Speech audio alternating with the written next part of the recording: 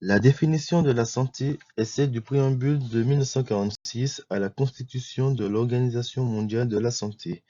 Elle énonce que la santé est l'un des droits fondamentaux de tout être humain et une condition préalable au bien-être et à la qualité de vie. Elle n'a pas été modifiée depuis. Mais du coup, qu'est-ce que la santé selon l'OMS? Selon l'OMS, qui est l'Organisation mondiale de la santé se définit comme un état du bien-être physique, mental et social et ne consiste pas seulement en une absence de maladie ou d'infirmité.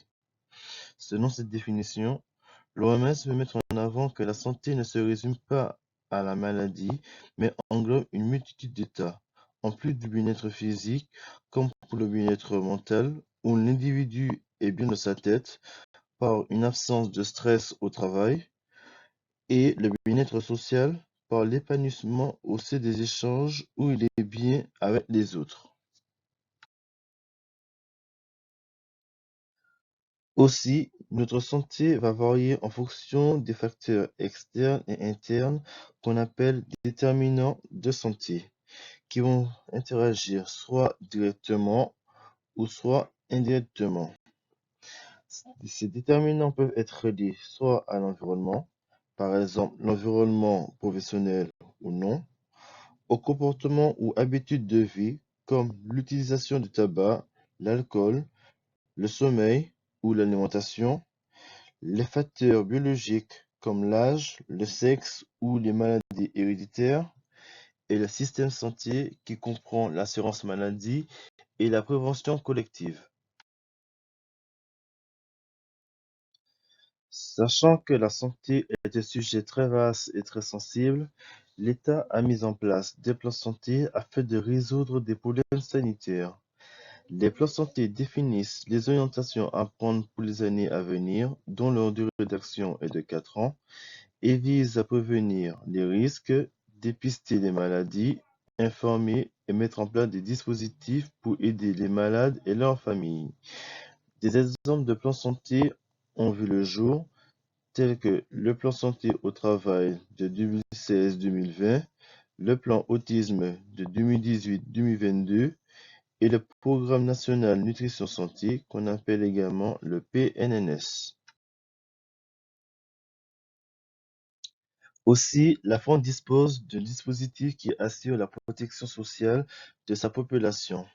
Cette protection est assurée par la sécurité sociale qui est elle-même basée sur le principe de solidarité, c'est-à-dire que chaque salarié et son employeur sont solidaires en versant une cotisation aux inactifs et aux personnes âgées et que les bien portants, c'est-à-dire ceux qui sont en bonne santé, verseront une cotisation aux malades.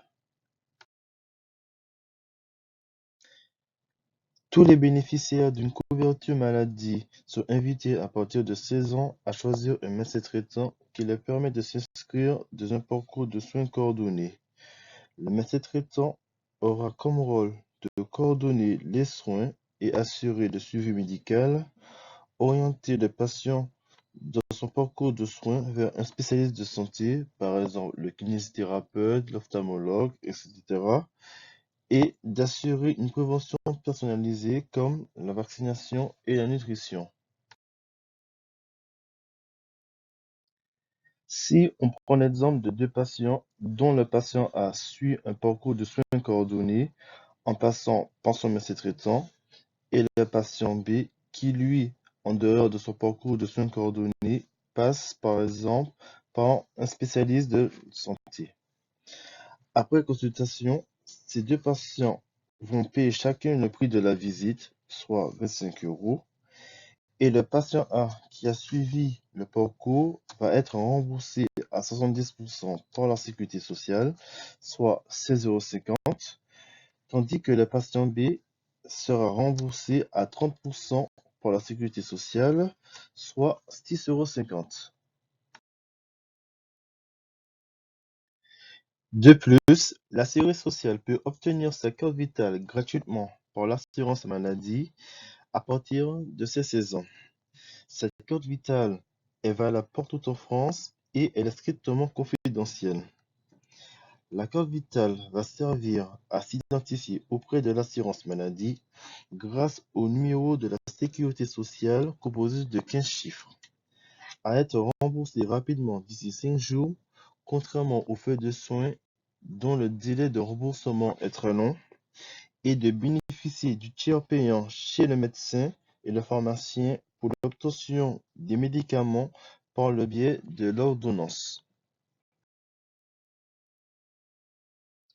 Le patient à sa charge peut constituer son dossier médical partagé qui est gratuit mais non obligatoire, dans lequel il peut regrouper ses traitements, ses résultats d'examen, mais aussi ses antécédents médicaux.